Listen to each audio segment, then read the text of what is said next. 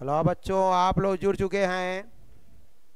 चलिए हम लोग जो है कुछ टेक्निकली चीज़ें की चर्चा करेंगे और इसके बाद प्रक्रिया को आगे बढ़ाएंगे।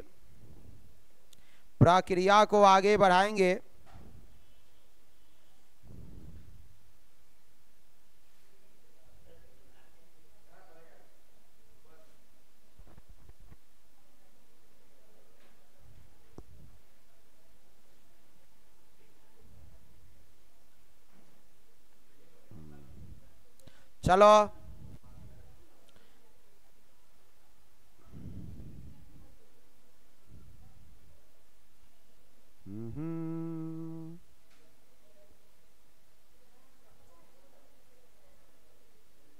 हाँ, आज आप लोगों को सेल के बारे में हम बता रहे हैं। इसे ध्यान पूर्वक अटेंड करें आप इस हमारी क्लास को, और मैं कोशिश करूंगा कि लिटरेचर को भी अपडेट करूं।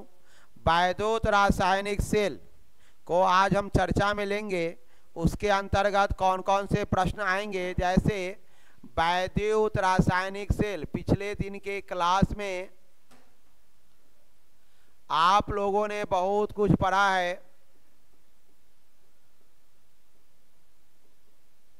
ये इसके अंतर्गत आज हम लोग वैद्युत रासायनिक सेल, इसकी परिभाषा आपको पहले से पता है कि जो रासायनिक ऊर्जा को विद्युत ऊर्जा में बदलता है वह वैद्युत रासायनिक सेल होता है। 3-4 चीज़ें इसकी बात पता है। साथ साथ कुछ एनसीईआरटी कुछ अलग टॉपिक भी लिखता है, सो मैं आपको चर्चा में लूँगा, लेकिन बाद में। पहले मैं इसके जनरल कॉन्सेप्ट को समझाता हूँ। और ये विद्युत रासायनिक सेल क्या है? एक प्रक्रिया है। इसके तहत कई सारे सेल आएंगे, कई सारी बैक्टीरिया काम करेगी। अर्थात वैद्युत रासायनिक सेल जो है वह रियल में क्या है? रिडॉक्स अप्रत्यक्ष अभिक्रिया है। कोई एक लाइन में पूछेगा तो होगा रिडॉक्स अप्रत्यक्ष अभिक्रिया। रेडॉक्स अप्रत्यक्ष अभिक्रिया। मेरा कहने का वर्ड आप समझ सकते हैं। इसकी चर्चा आप लोगों को, अगर आपको पूरा कंसेप्ट समझना है इसके बारे में, तो स्वाभाविक है कि आपको थोड़ा बहुत पिछले क्लास वाला मेरा जो अपलोडेड है यूट्यूब चैनल पर, आप उसे अवश्य देखिए। रेडॉक्स इसलिए है कि इसमें ऑक्सीकरण भी होता है, अवकरण भी होता है। एक इलेक्ट्रॉन को त्यागते हैं और दूसरा इलेक्ट्रॉन ग्रहण करता है। इस तरह ऑक्सीकरण और अवकरण की प्रक्रियाएं साथ साथ होती है, इसलिए रेडॉक्स रिएक्शन कहा गया है। अप्रत्यक्ष इसलिए कहा जाता है कि आप जब इसका डायग्राम बनाओगे तो देखोगे कि दोनों इलेक्ट्रोड अलग अलग बर्तन में होते हैं, अलग अलग पात्र में होते हैं, इसलिए इसे अप्रत्यक्ष कहा गया है। अब रियल में अप्रत्यक्ष कहा गया है। तुम कुछ चीज़ें समझते हो इसके अंदर, ये समझते हो कि इसमें हम लोग जो है ना रासायनिक ऊर्जा विद्युत ऊर्जा में बदलता है। ये सारी चीज़ें आप पहले से पता है आपको। इसके अंतर्गत आप लोगों ने पढ़ा होगा कि इसमें जो रासायनिक ऊर्जा है, ये जो रासायनिक ऊर्जा है बच्चों, वह विद्युत ऊर्जा में बदलता है। में क्या होता है बच्चे? बदलता है। समझिए। अब हमारी बात आपको ये समझ में आ रहा होगा कि सर एक चीज़ और बताइए कि क्या कौन सी ऊर्जा, रासायनिक ऊर्जा तो विद्युत रासायनिक ऊर्जा बदलता है। 2 मिनट। रासायनिक ऊर्जा विद्युत ऊर्जा में बदलता है। अच्छा, अब क्वेश्चन उठता है कि भाई हम इसको जो है में बदलता है। ये सारी चीजें मैं पढ़ रहा हूं, आपको समझिए। आपको इससे रिलेटेड कई क्वेश्चन और कई नाम भी आने वाले हैं। इसके नंबर इसमें हम लोग जो पढ़ने जा रहे हैं उसमें डेनियल सेल भी इसका नाम है। डेनियल सेल रहेगा या गैल्वेनी सेल। गैल्वेनी सेल ये सब भी यही है। ये गैल्वेनी सेल ये सब भी इसी फंक्शन से रिलेटेड है। सेल विद्युत, रासायनिक सेल, ये सब इसी काम है, सब सेम कंसेप्ट, सबका सेम है, थोड़ा बहुत इलेक्ट्रोड का अंतर है, उसके वैद्युत अपघट्य का अंतर है, और इस बात को ध्यान रखना है, कंसेप्ट सेम है। अब ये डैनियल गैल्वेनी सेल, वैद्युत रासायनिक सेल, तो भी आपको यही कंसेप्ट को यहाँ हैंडल करना पड़ेगा। सभी बच्चे इस बात को समझ रहे होंगे।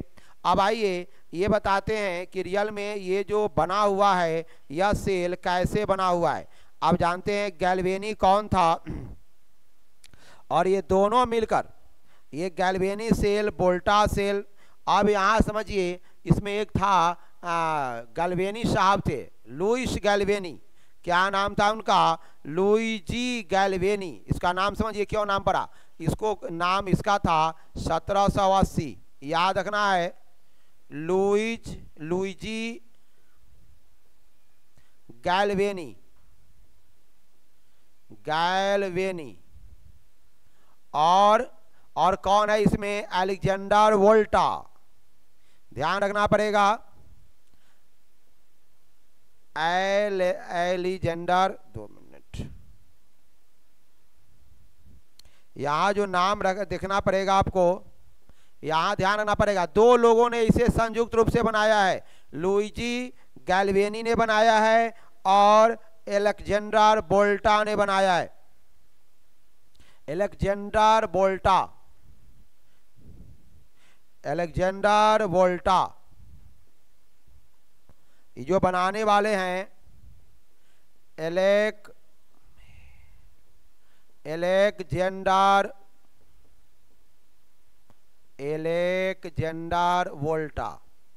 और ये कब बनाए हैं, दोनों लोगों ने 1800 ईस्वी में संयुक्त रूप से बनाया है। क्या बनाए बच्चे, संयुक्त रूप से।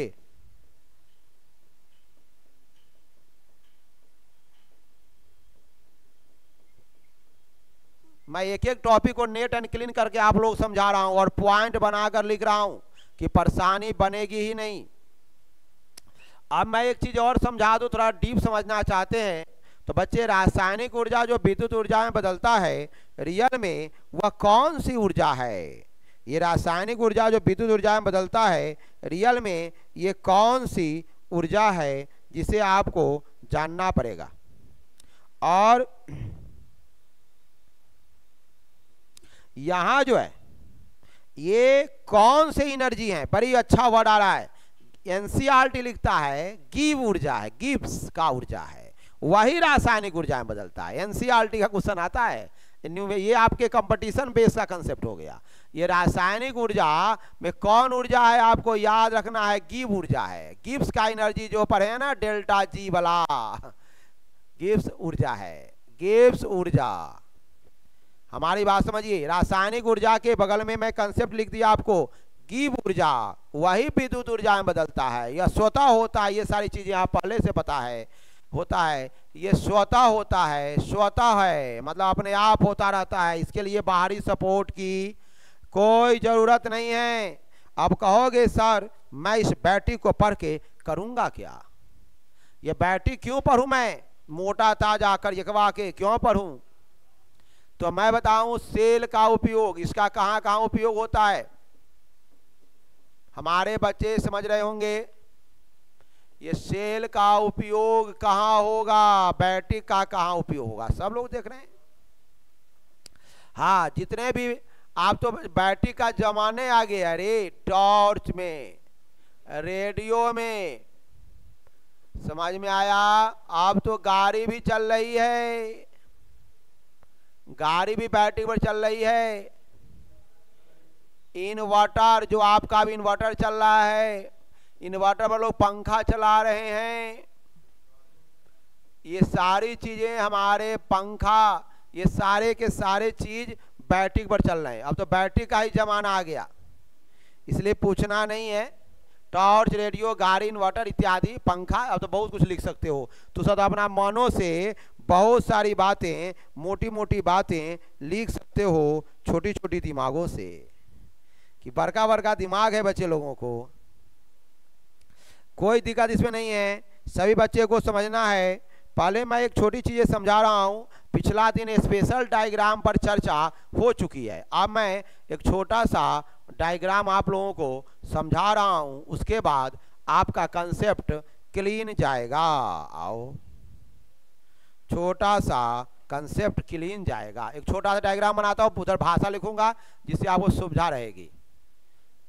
छोटा ऐसे, ये दो बर्तन है बच्चे, ये दोनों बर्तन हैं।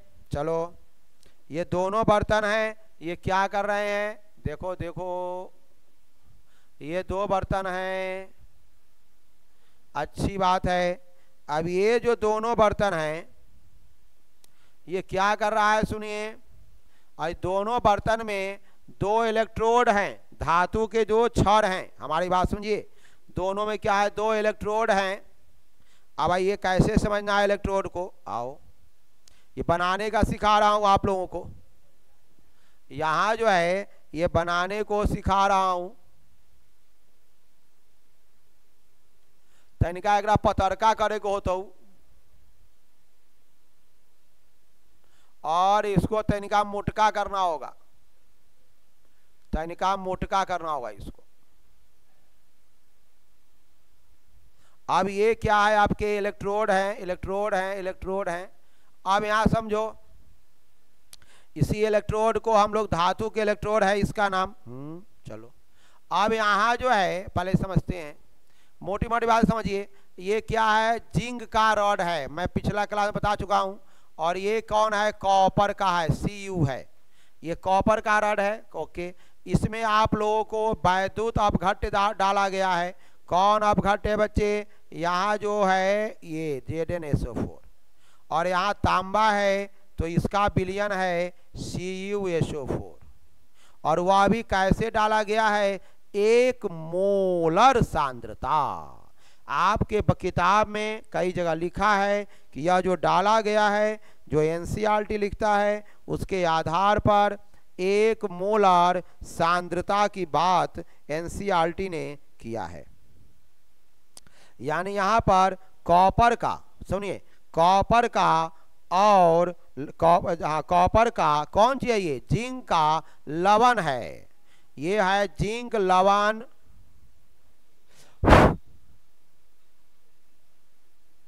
यहां जो है जिंक लवण विलयन, यहां जो है जिंक लवण विलयन है। अब आप समझिए, उसके बाद क्या है जानते हैं? और वह क्या है जानते हो? किताब में दे रखा है 1 मोल, मोलर सांद्रता है। 1 मोल यहां भी है और 1 मोल यहां कैपिटल M है। यानी तांबा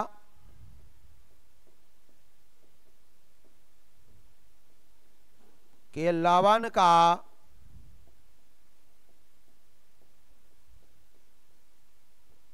मोलर, तांबा के लवण का विलयन है। ये लवण का क्या है बच्चे? ये आपका तांबा के लवण का ये विलयन है। अब क्या होगा? देखो, ये सारी क्रियाएं जो होंगी वह स्वतः होगी। ये इसको आपको किसी तरह विद्युत उत्पन्न करने के लिए कुछ विशेष करने की जरूरत यहाँ नहीं पड़ने जा रही है। ये सारी क्रियाएं जो होने जा रही है वह स्वतः होने जा रही है।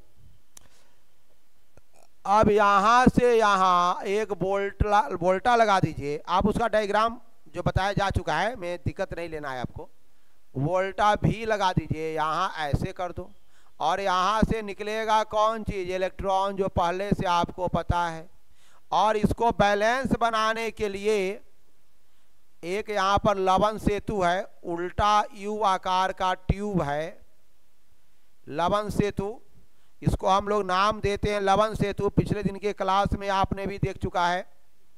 ये जो है, ये है आपका लवण सेतु। अब मेरा कंसेप्ट चालू होगा। चित्र तो मोटी मोटी चीजें आप समझ गए हैं। लवण सेतु। अब मैं एक एक बात को लिखता हूं। पहले कोई पूछेगा कि सर ये गैल्वेनी सेल या डेनियल सेल किसे कहते हैं, तो पहले मैं इसकी एक परिभाषा लिखूं। इसकी परिभाषा पहले मैं लिखता हूं कि भाई क्या है डैनियल सेल या गैल्वेनी सेल। तो ये परिभाषा कुछ ज़्यादा नहीं है। कहने का अर्थ है यहाँ जो है एक परिभाषा, जो वही परिभाषा होगी जो आप लोगों को ध्यान दो, Zn2 प्लस आयन, ध्यान दो Zn2 प्लस और Cu2 प्लस आयनों की सांद्रता, आयनों की सांद्रता। कोई परिभाषा पूछेगा आपको ध्यान रखना पड़ेगा। हमें दो इलेक्ट्रोड होते हैं, एक Zn का और एक कौन होता है, CO का होता है। सांद्रता एक इकाई हो, कितना हो, एक इकाई हो, सांद्रता एक इकाई। सर एक इकाई क्या होता है, देखो यहाँ सांद्रता जो पढ़ा हुआ तो सब मोलर सांद्रता की चर्चा में कर रहा हूं कि सांद्रता जो है वह क्या हो, सांद्रता का मात्रक होता है 1 मोल डेसीमीटर क्यूब। याद रखना डेसीमीटर माइनस इनवर्स क्यूब, यानी यहाँ याद रखना पड़ेगा। ये इसे परीक्षा में क्वेश्चन बना देता है, मैं लिख रहा हूँ 1 मोल डेसी, ऐसे लिख देना है, हो उसका विद्युतीय विभव, उसका जो विद्युतीय विभव है, इसका जो विद्युतीय विभव कितना होगा, देखो यहां पर 1.1 वोल्ट, ये भी याद रखना है। इसका जो विद्युतीय विभव क्या होगा, एनसीईआरटी का मैं डिफाइन कर रहा हूं आपको ताकि कोई परेशानी आपको नहीं हो। विभव हो तो ऐसी युक्ति को, तो ऐसी युक्ति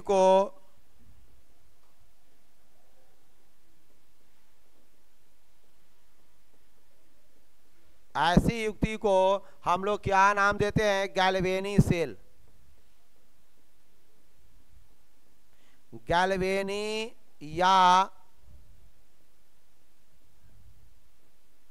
डैनियल सेल।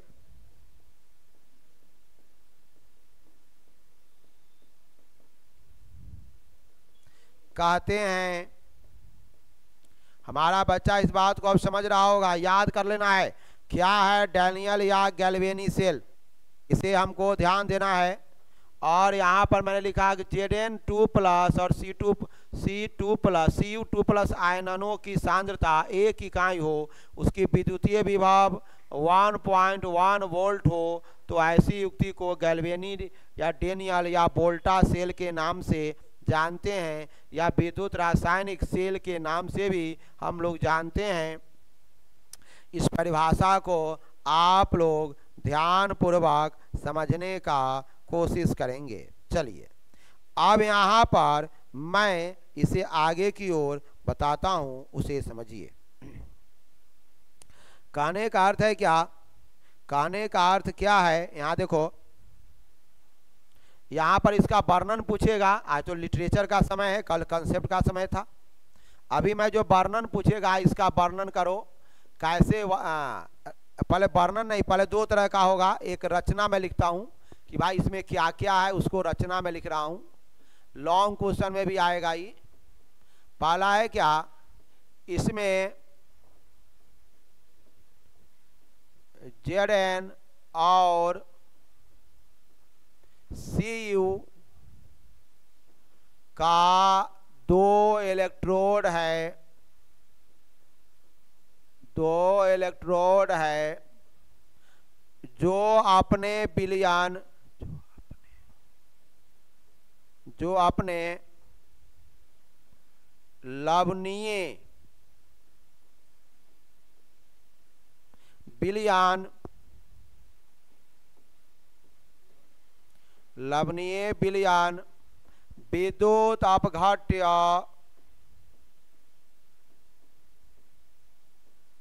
विद्युत अपघट्य ZnSO4 और CuSO4 में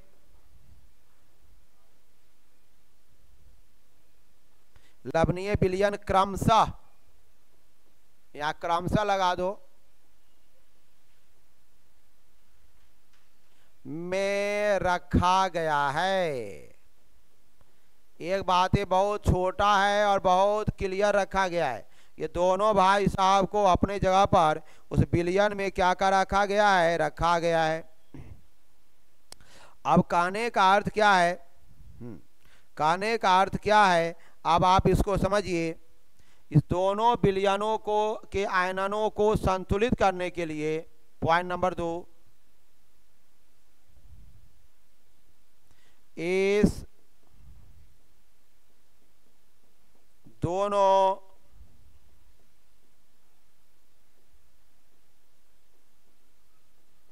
विलयनों के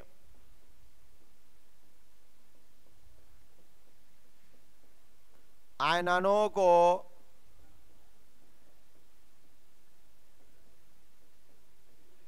संतुलित करने के लिए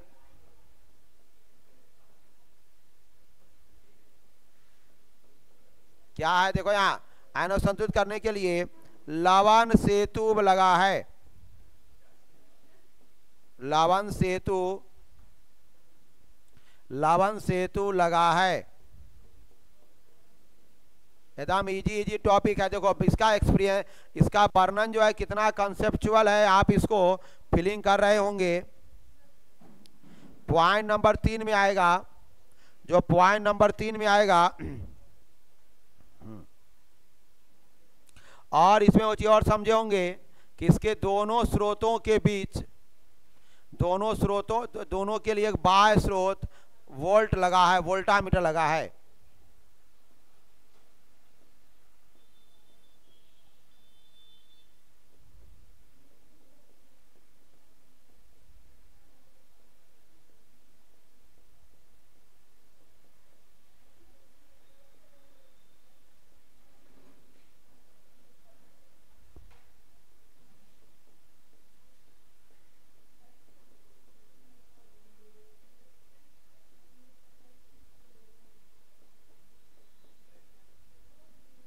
कौन लगा है, बाहर वो वोल्टामीटर भी लगा है। आइए एक एक बातें समझते चलेंगे हम लोग। अगला टॉपिक जो हम लोग चलेंगे इसको देखें। पॉइंट नंबर 4 में जो हम इसको आ रहे हैं, इसकी चर्चा में हम लोग लेते हैं। थोड़ा लंबा क्लास आप लोगों का है, पेशेंस रखें। अच्छा, कहने का अर्थ है, यहाँ जो है यह ध्यान देना पड़ेगा, जब धारा प्रवाहित होती है, जब धारा प्रवाहित होती है तो वोल्टमीटर में, तो वोल्टामीटर में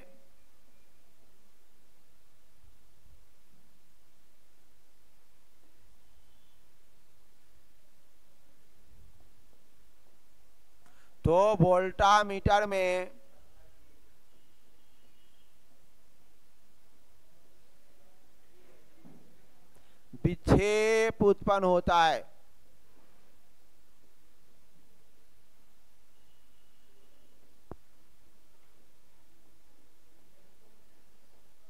हो गया। वोल्टामीटर में क्या उत्पन्न होता है बच्चे, विक्षेप उत्पन्न होता है। यह 25 डिग्री सेंटीग्रेड ताप पर 1.1 वोल्ट क्या होता है, देता है। ये बातें आप लोगों को क्लियर हो गया होगा, सभी बच्चे इसको समझ गए होंगे। ये हल्का है, भारी नहीं है बच्चे। अब इतनी बातें हुई, अब ये जो है ना, इसका क्या हुआ, आपने इसका रचना किया है। अब इसका डैनियल सेल या गैल्वेनी सेल का क्रियाविधि पढ़ेंगे, जो सबसे इंपॉर्टेंट है। डैनियल या गैल्वेनी सेल का क्रियाविधि। ध्यान दो बच्चों, ये डैनियल सेल या गैल्वेनी सेल का हम लोग क्या पढ़ने जा रहे हैं, क्रियाविधि। तुम ध्यान दो यहां। और ये क्या होता है, यहां पर ये ध्यान रखना पड़ेगा कि दो चीजें, एक हाइड्रोजन और धातु, एक ध्यान रखना कि एक ऐसा गुण होता है कि वह अपने जल में या आयन में अपने आप क्या होता है, वह उसको जल में या उसी के विलयनों में डुबाया जाता है, समझे ना। तो ये सब क्या करते हैं, इलेक्ट्रॉन त्यागते हैं और धनायन हो जाते हैं। याद रखना पड़ेगा, पहला पॉइंट है धातु और हाइड्रोजन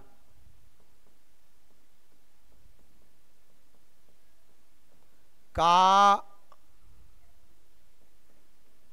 यह विशेष गुण होता है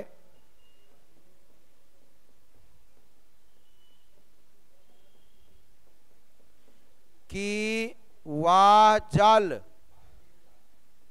या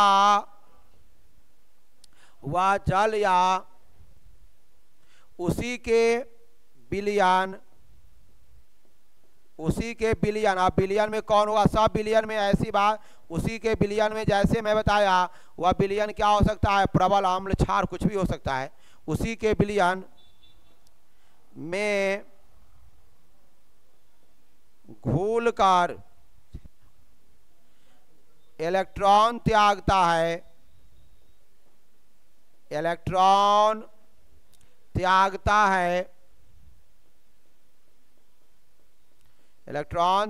कर धनायन बन जाता है, इलेक्ट्रॉन त्याग कर धनायन बन जाता है। आपने दो बातें देखा है बच्चों, यहाँ एक बात है आपने देखा, ये गुण किसके साथ है, धातु के साथ है और हाइड्रोजन के साथ है। वह जल में घुला दो चाहे उसी के विलयन में घुला दो तो इलेक्ट्रॉन को त्याग देगा और क्या करेगा, उसी का वह क्या बना देगा आपको, वह इलेक्ट्रॉन त्यागेगा। उस कहाँ त्यागेगा, वो अपने वाले विलयन में इलेक्ट्रॉन को त्यागेगा। आइए आगे की ओर बढ़ते हैं। चलिए चेक कर देखो, यहाँ मेरे पास जो विलयन है वहाँ कौन है, ZnSO4 है। एक विलयन आपके पास आया ZnSO4 और एक है CuSO4। सो मैं बोला कि बउआ यहाँ ध्यान दो, दो धातुएं हैं यहाँ। धातु कौन कौन है, Zn है और कौन है बच्चे, धातु CuSO4 है। तो ये धातु कि इनकी अपनी क्वालिटी है कि जैसे ये अपने विलयन में डूबेंगे अपने इलेक्ट्रॉन को त्यागेंगे, अपने इलेक्ट्रॉन को त्यागेंगे और त्यागने के बाद साम्य स्थापित करेंगे। साम्य स्थापित होने का मतलब है दोनों ओर तीर का निशान होगा। जैसे अगर आप इसमें जस्ता को लीजिए, इसमें से उठा लीजिए जस्ता को, Zn को, तो ये Zn में देखो क्या होगा, सो यहाँ होगा Zn2 प्लस, यहाँ क्या होगा, 2 इलेक्ट्रॉन ये त्याग रहा है। फिर यहाँ देखो Cu, ऐसे कर लो, साम्य स्थापित हो रहा है, यहाँ जो है साम्य स्थापित हो रहा है। यहाँ ध्यान देना है आप लोगों को, ये बहुत कंसेप्चुअल है आप लोगों के लिए। तो Cu2 प्लस आयन है, यहाँ 2 इलेक्ट्रॉन, देखो ये दोनों भाई साहब अपने आप में विघटित हो गए हैं और ये दोनों भाई साहब अपने आप में इलेक्ट्रॉन को क्या कर दिए हैं, त्याग कर दिए हैं। अब आपको ये बातें समझ में आया। और यह चिन्ह क्या दिखा रहा है, साम्य स्थापित करता है, साम्य स्थापित करता है। माने देखो बैलेंस, साम्य का चिन्ह यही है बउआ, दोनों ओर जो तीर का निशान देते हो उत्क्रमणीय रिएक्शन का, अगर यह चिन्ह का मतलब है कि ये सब क्या कर रहा है, साम्य स्थापित कर रहा है। अब आपको, अब इसी को हम आगे की ओर जब ले जाएंगे तो आपको देखना पड़ेगा, हाँ अब यहां पर अब ये ध्यान देना पड़ेगा, ये सारी क्रियाएं जो होती है वह ध्यान रखना होगा इलेक्ट्रोड पर होती है। ये सारी क्रियाएं जो होती है वह कहाँ होती है, इलेक्ट्रोड पर होती है। अब इसका जो कुछ टेक्निकली चीजें हम आए देखें, इसको बैक में देख लेता हूँ कौन नंबर है, हाँ, ये कहाँ तक हो चुका है? नंबर 1 ही चर्चा में कर रहा हूँ अभी, नंबर 2। हाँ, ये अब आएगा पॉइंट नंबर 2, समझने का कोशिश करिए, ये अपने आप में बहुत इंपॉर्टेंट है। यानी कहने का अर्थ है, यहां जो है Zn का इलेक्ट्रोड क्या करता है? Zn का इलेक्ट्रोड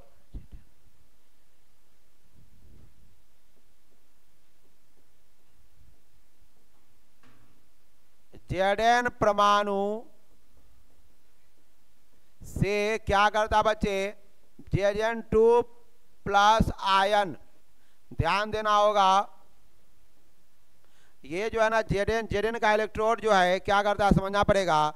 Zn परमाणु क्या करता है? Zn परमाणु से Zn2 ion, Zn2 plus ion में ये क्या होगा आपका? आयन में क्या होगा? ये जाने लगता है, आयन में जाने लगता है, लिटरेचर है, ध्यान रखना पड़ेगा। क्या होता है? जाने लगता है। थोड़ा फीलिंग कर रहा हूं मैं है, अब समझो। अब यहां पर समझना क्या है बच्चों, यहां पर एक बात समझना है, लंबा टाइम आपका भी नहीं हुआ है, मैं देख रहा हूं टाइम अभी बहुत आधे घंटे की क्लास चल रहे हैं, इसलिए आप बहुत उत्साहित नहीं हो। अब मैं बताऊं कि इसके अंदर 2 तरह के रिएक्शन होंगे, एक ऑक्सीकरण होंगे, दूसरा अवकरण होंगे, इसको समझना पड़ेगा। अब इस रिएक्शन को बहुत याद रखना है आपको। जैसे Zn ये रिएक्शन है, तो यहाँ आ जाएगा Zn2 प्लस, यहाँ आ गया 2 इलेक्ट्रॉन। यहाँ समझो, अगर आप लोगों को अगर इसका एक देखो, ये इस रिएक्शन का क्या क्या नाम है ध्यान रखना पड़ेगा। ऑक्सीकरण, इसका नाम है अर्ध सेल अभिक्रिया, अर्ध सेल ऑक्सीकरण अभिक्रिया, देखो ध्यान रखना पड़ेगा। अच्छा बच्चों, ये समझना है, बड़ी इंपॉर्टेंट है आपको, बड़ी इंपॉर्टेंट है। अर्ध सेल ऑक्सीकरण अभिक्रिया या एनोड, ये रिएक्शन कहाँ हो रहा है? एनोड पर हो रहा है, तो ये अर्ध सेल एनोड अभिक्रिया, अर्ध सेल एनोड अभिक्रिया, ध्यान रखना, ये सब को न्यूमेरिकल में पढ़ाऊंगा उसमें आएगा। एनोड पर हो रहा है ना बउआ ये। अच्छा, एनोड पर कौन सी होता है? लोन याद है आप लोगों को? नेगेटिव। यानी ये जो है ना अर्ध सेल का कौन रिएक्शन है? अर्ध सेल का नेगेटिव वाला रिएक्शन है, क्योंकि ये ध्यान रखना पड़ेगा, एक एक चीज क्लियर रखना पड़ेगा आपको। ये इस पर क्वेश्चन बनाएंगे आपका, ये पर क्या होगा? क्वेश्चन बनेगा। अर्ध सेल। आप सुनो, ये फिर एक दूसरा, अब तांबा वाला क्या करेगा? Cu2 प्लस, ये जो है ना 2 इलेक्ट्रॉन यहाँ होकर, अच्छा रुको, अच्छी बताना है और थोड़ा डीप, अच्छा रुको 2 मिनट हो जाता है। हाँ, पहले यहाँ आ जाइए, ये बनाएगा Cu। ये रिएक्शन क्या है बच्चे? यहाँ नीचे आइए, ये है अर्ध सेल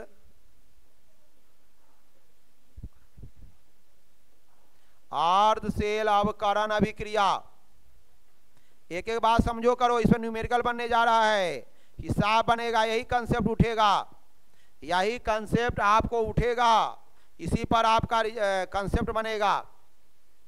ये सब क्वेश्चन कुछ लेवल नीट लेवल क्वेश्चन में चला जाता है, रफ कंसेप्ट इसका थोड़ा समझने की कोशिश करिए। अब यहाँ होगा एनोड अभिक्रिया है, अर्ध सेल कैथोड अभिक्रिया, ये अर्ध सेल अभिक्रिया है, इसको कैथोड अभिक्रिया, अर्ध सेल एनोड अभिक्रिया, हाफ सेल एनोड रिएक्शन, अर्ध सेल कैथोड अभिक्रिया, क्योंकि ये कहाँ होगा बच्चे? कैथोड पर होगा, और कैथोड पर जैसे होगा तो ये पता है क्या होगा? पॉजिटिव होगा। ये भी क्वेश्चन होगा कि जब पॉजिटिव होगा तो समझ जाइएगा कि ये कौन है, कोई नहीं, सिर्फ ये, ध्यान दो। अब मैं कुछ चीजें इसमें लिखना चाहता हूं, जरा एक बात को समझिए, इसका रिएक्शन का करेक्शन के साथ। यहां हम लोग लिखेंगे बच्चों, यहां जो हम लोग लिखने जा रहे हैं वहां लिखेंगे यस, माने सॉलिड है, और यहां लिखेंगे एक्वा, माने एक्वा मतलब जानते हो जलीय, एक्वेटिक, यहां लिखेंगे एक्वेटिक, याद रखना। और यहाँ लिखेंगे सॉलिड ठोस है। अब ये दोनों भाई साहब मर गया। अब यहाँ जो आया वह क्या आया, इसको आप पता है, बायां वाला को एक और लिखते हैं और दायां ओर को एक और लिखते हैं। तो जेड एन कि जेड एन बोले क्या है, यस लिखे हैं। अब आप लोगों को इधर क्या लिखे हैं, देखो यहाँ Cu2+ के बगल में क्या लिखे हैं, एक्वा लिखे हैं और यहाँ तीर का निशान हुआ। फिर आइए जेड एन यहाँ एक्वा लिखोगे, यहाँ ऊपर क्या लिखना है 2+, केयर करो बहुत इंपॉर्टेंट है ये। अब प्लस यहाँ क्या आएगा Cu, हाँ Cus, जेड एन 2+, यहाँ क्या होगा Cus। अब जरा सोच लो, इसको हम लोग कहेंगे पूर्ण सेल अभिक्रिया। हम सेल रिएक्शन कैसे लिखना है वो भी टेक्निकली बता रहे हैं आपको। इसका नाम पड़ेगा पूर्ण सेल अभिक्रिया। इसका नाम पड़ने जा रहा है पूर्ण सेल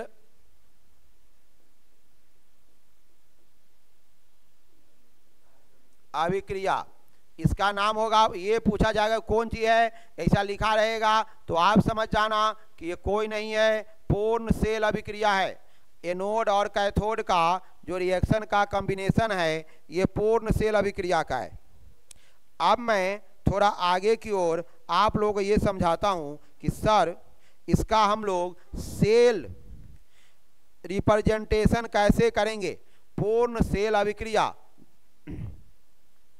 पूर्ण सेल अभिक्रिया को हम लोग कैसे लिखेंगे, आइए पूर्ण सेल अभिक्रिया को हम लोग कैसे लिखेंगे।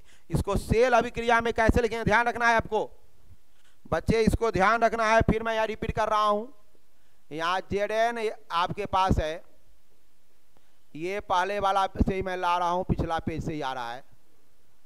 यहाँ पर आ रहा है आपका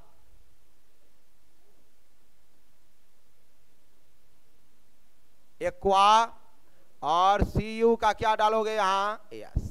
अब पूछा जाएगा कि सर इसको पूर्ण सेल अभिक्रिया में सेल अभिक्रिया कैसे बनेगा। समझो बात को, सेल अभिक्रिया कैसे बनेगा। क्वेश्चन इस बार भी आपके बिहार बोर्ड में पूछ रखा है। इसका समीकरण सेल अभिक्रिया का प्रस्तुतीकरण, प्रस्तुत कैसे करेंगे, प्रस्तुतीकरण मतलब कैसे दिखाएंगे। पहले सुनो, कैसे दिखाना है इसके लिए कुछ ज्यादा करने की जरूरत नहीं है। क्या करना है देखो, इधर क्या करना है देखो, यहाँ ऑक्सीकरण विभव, ऑक्सीकरण विभव। अब बीच में दो गो लाइन खींचना है समानांतर, जो लवन सेतु कहलाएगा। बनाना सिखाता हूं मैं अभी आपको, इसमें प्रैक्टिस करा लेता हूं। यहाँ रहेगा अवकरण विभव, यहाँ रहेगा बच्चे अवकरण विभव। देख लेंगे 1 मिनट में सब क्लियर हो जाएगा। अब जरा सोचो कि सर इसका हम लोग कैसे कैसे काम करेंगे, इसको हम लोग समझिए। देखो यहाँ क्या करना है, तो तुम्हें पता होना चाहिए हर रिएक्शन के लिए कि ऑक्सीकरण किसका हो रहा है। ऑक्सीकरण किसका हो रहा है, जिसका कंसेप्ट मैं बोल चुका हूं कि जिसकी क्रियाशीलता अधिक होगी बच्चों उसका ऑक्सीकरण होगा। यानी आपका जो ऑक्सीकरण हो रहा है यहाँ, वह ऑक्सीकरण किसका हो रहा है ये अंदाज आपको है। वह अंदाज इसमें है कि जस्ता का ऑक्सीकरण हो रहा है। किसका ऑक्सीकरण हो रहा है, जस्ता का। समझिए, इसको आप लिख दो Zn, यहाँ लिख दो छोटका यस से उठो, माने सॉलिड है। कई जगह नहीं लिखा रहता है, लिखो एगो लाइन खींच दो, लंबका लाइन। अब यहाँ क्या करो, Zn यहाँ लिख दो एक्वा, और यहाँ कितना आयन आपने दिया है, +2 आयन, +2 है। आप बीच में वो बड़का लाइन खींच दो। इधर कौन है अवकरण में, कौन है बच्चे, Cu है, तांबा है ना अवकरण में, तो Cu लिखेंगे। तो Cu पर क्या है, 2+ है। क्या है बच्चे आपके पास, Cu2+, यहाँ कर दो एक्वा, अब फिर एगो लाइन खींच दो, यहाँ लिख दो पूरा Cu, अब बगल में लिख दो यस। ये हुआ सेल प्रस्तुतीकरण। याद करना है आपको, लिखने का तरीका जानना है। यानी ये ऑक्सीकरण है और ये अवकरण है। मैं इस पर न्यूमेरिकल कराने जा रहा हूं, बहुत क्लियर आएगा न्यूमेरिकल।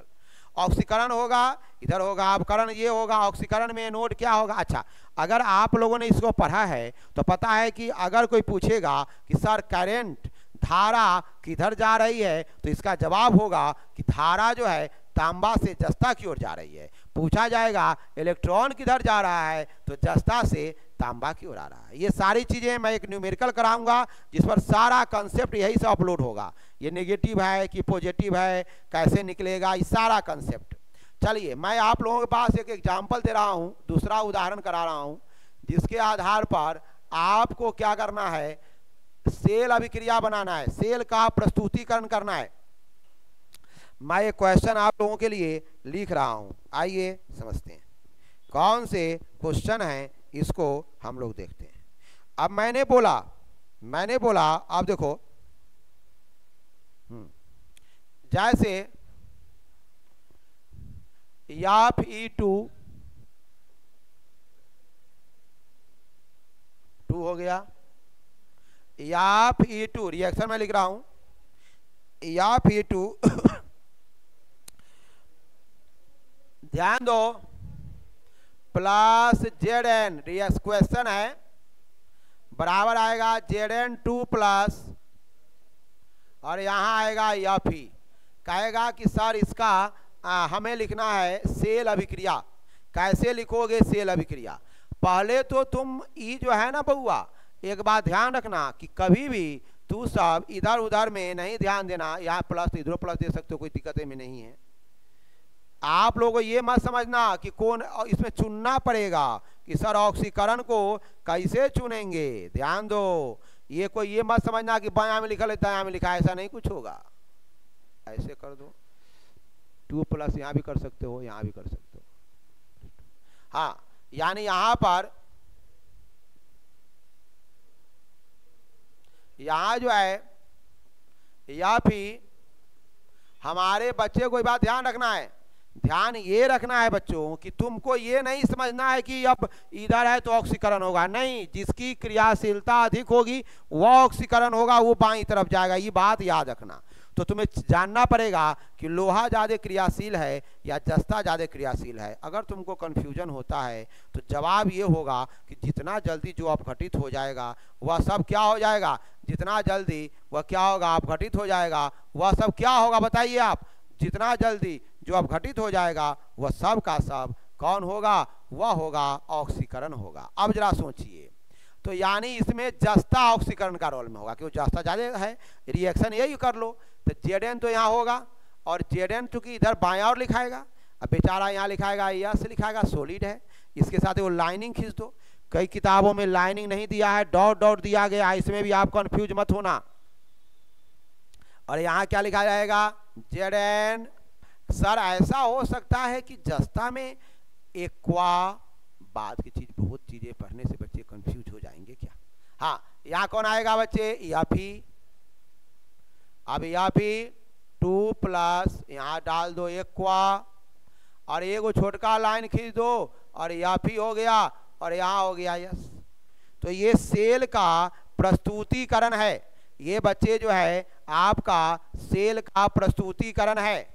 सो मैं बताया आपको कि सेल का एक प्रस्तुतिकरण का इक्वेशन है। मैं अगला टॉपिक भी एक और एग्जाम्पल कराता हूं, इसके बाद शायद आप लोगों के दिमाग पूर्णतः जो है खुल जाएंगे।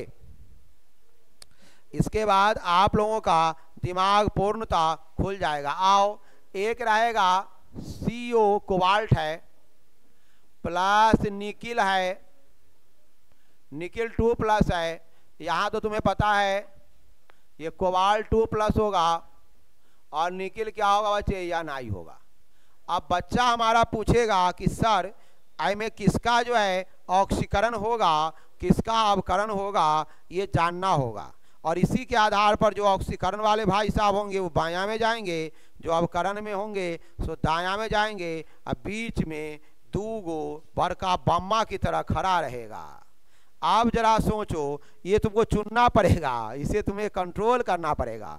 यहाँ पर जो है ना, यहाँ पर ये जो देख रहे हो ना कोबाल्ट जो है वह ज़्यादा एक्टिवेट है, इसको याद रखना पड़ेगा तुमको। यह अभिक्रिया का सीरीज याद करना पड़ेगा। वैसे इस तरह से क्वेश्चन अगर पूछा जाता है तो तो मोटी मोटी चीज़ें तो 2-4 प्रैक्टिस करोगे कंट्रोल हो जाएगा। अगर पता चल गया तो लिखने में तुम्हारे बच्चे को कोई परेशानी किसी बच्चे को नहीं है। ये यहाँ लिख देंगे, ये वो छोटका लाइन कोबाल्ट है CO2+, यहाँ क्या लिखोगे बच्चों, एक्वा, यहाँ रहेगा तीर का निशान है, सॉरी तीर का नहीं होगा रे, यहाँ रहेगा, कौन रहेगा तू रे, आओ रहेगा, तुम्हारा स्थान तो पक्का है। जी सर मेरा स्थान तो पक्का है। अब यहाँ देख लो, यहाँ क्या आएगा, ये आएगा निकिल आएगा, और निकिल में क्या रहेगा 2+ रहेगा, यहाँ रहेगा एक्वा रहेगा, और वो लाइन खींच दो, यहाँ निकिल साहब है बगल में अपना बच्चे को लेकर बैठा है। यानी ऑक्सीकरण विभव और अवकरण विभव की भी चर्चा मैंने यहाँ पर किया है। ये आपको क्या है, सेल अभिक्रिया को दिखाने वाला है। इस पर क्वेश्चन मैं कराऊंगा आप लोगों को, बहुत अच्छा क्वेश्चन कराऊंगा। सेल अभिक्रिया को दिखाने वाला है। सेल अभिक्रिया क्या होता है बच्चे, यह दिखाता है, यह सेल अभिक्रिया को आपको दिखा रहा है। आप लोगों का टाइम भी कुछ अच्छे खासे हो गए हैं, लगभग 46-47 मिनट से क्लास चल रहे हैं, आप लोग भी थोड़ा उब गए होंगे। सो मैं आप लोगों को विराम देता हूं, तब तक के लिए thank you all students, thank you all students. Today class को आप लोग अटेंड करें, इसके लिए बहुत